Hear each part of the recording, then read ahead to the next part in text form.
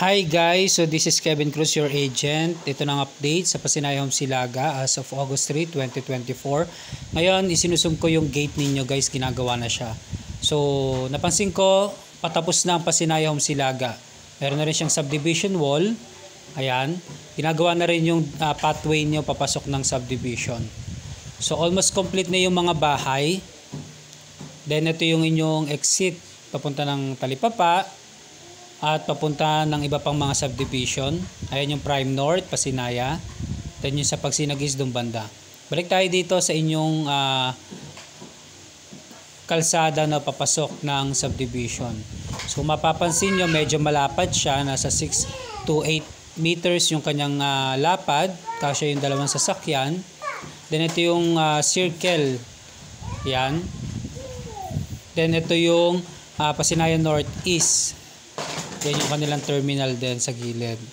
So, yan guys. Congrats sa mga nakakuha na, no? At waiting na lang for turnover ng kanilang bahay. So, yan yung gate. Isa lang yung kanilang entrance and exit. So, tinatapos na rin yung gate at guardhouse. So, labas na tayo. Turo ko sa inyo kung gaano ka lapad yung Pasinaya. From here, dun sa gate, ayan yung block 2. Kitang-kita nyo yan.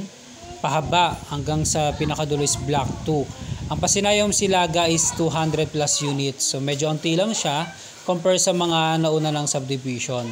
So may sukat ito na 32 square meter lot area, floor area na 30 square meter.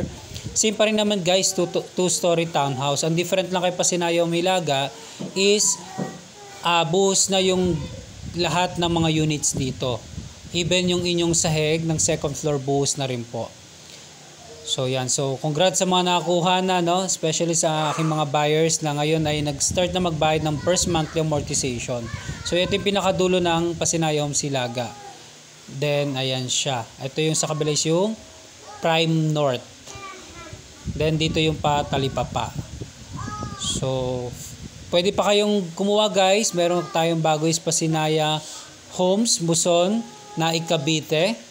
No, along Governor's Drive. So tapat siya ng Clean Fuel.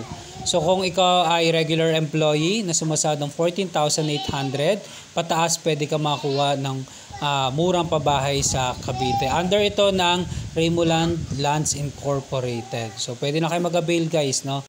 Muli, ito si Kevin Cruz, your agent. Maraming salamat sa inyong panonood.